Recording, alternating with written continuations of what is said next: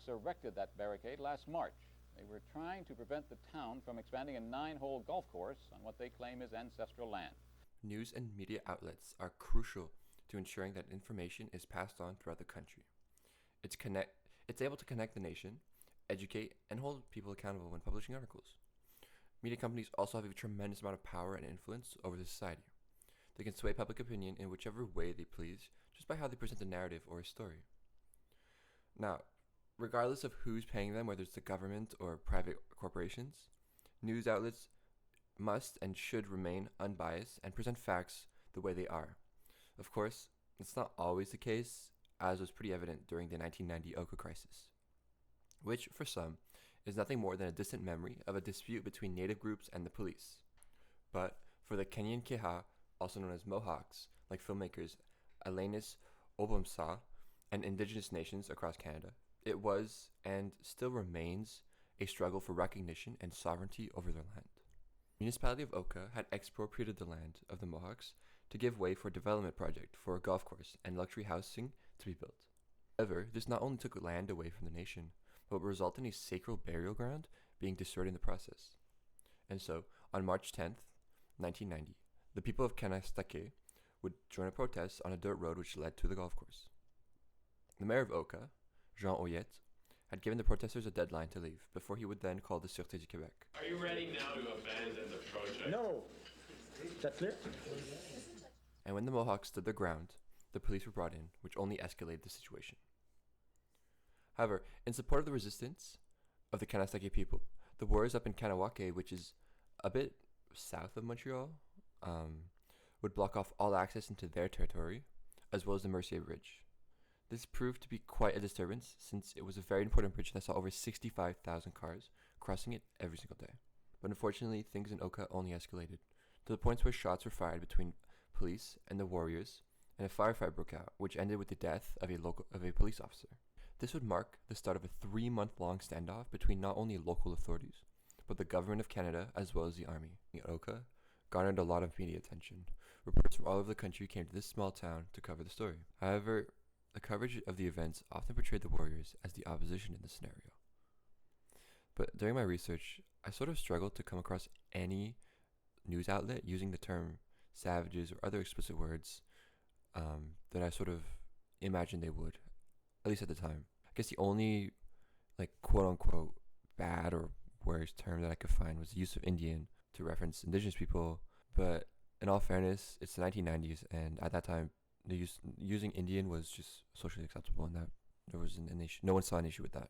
Reporters who arrived on the scene did interview people who were sort of in favor of the Mohawks having their demands met. Nous étions la majorité des gens ici contre le projet, mais le maire a complètement fait fi de nos suggestions.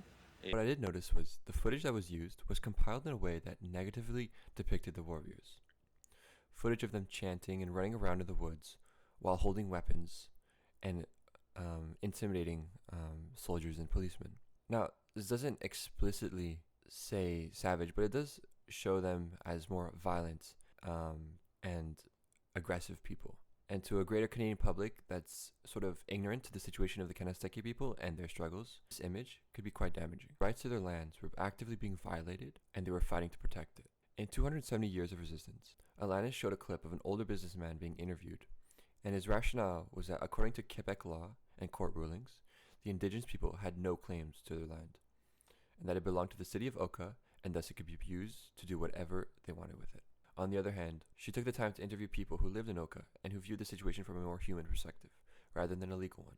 Les Amérindiens, on sait très bien qu'ils ne savaient pas lire, écrire, puis il n'y avait pas d'avocat non plus, mais il y avait quand même un cœur, puis de l'honnêteté, puis on ne l'a pas respecté. The point here is that the media will interview and broadcast individuals who share similar views, which helps propagate these narratives across the nations. They tend to only show opinions that side with the governments and makes the government look like the quote-unquote bigger person, which in this case led to extremely violent riots on places around Kanawake. The riots and broadcasts created division and anger throughout the white communities, where they sort of ironically felt that their rights to their land were being violated. And that anger evolved into violence towards the innocent citizens of Kanawake, who had to flee from their homes in order to escape the violent mobs. Near the final moments of the standoff, a point that was very important to the warriors was that the laying down of their weapons and walking out was not an act of defeat or surrender, but rather them taking the steps towards a peaceful negotiation without the use of violence or hostilities. Upon seeing the warriors emerge from their camp on the night of the 26th of September, they quickly pushed the narrative that they were coming out to surrender after a 3-month-long standoff, despite the Mohawks very clearly stating that this was not a surrender to the government. The press broadcasted videos of men, women, and children being separated and dragged away,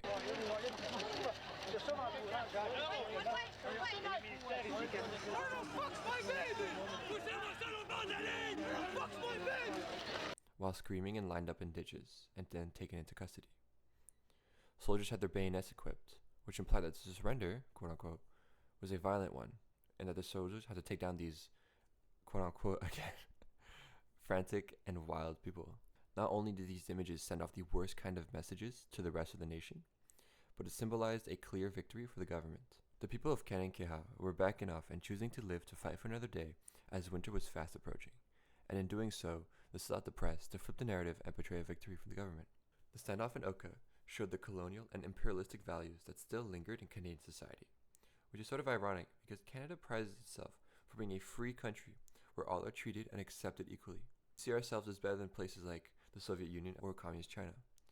When people who have historically been here much longer than we have and have been decimated over the course of hundreds of years try to voice their opinions and concerns about their land rights, their basic human rights, they are labeled as domestic terrorists and are met with armored vehicles and armed men. It's a shame that so many indigenous communities and nations are still being displaced to this day, whether it's from Hydro-Quebec building a dam that would destroy valuable hunting ground, or an eyesore of an oil pipeline being built straight through their communities. Hopefully, with the rise of awareness in the younger generations, and with the elections of indigenous people in positions of power, such as Manitoba's Premier Wab Kinew, things may start to take a turn in a more positive directions. But for now, the fight for Oka remains a heroic symbol of resistance for one's sovereignty and nation.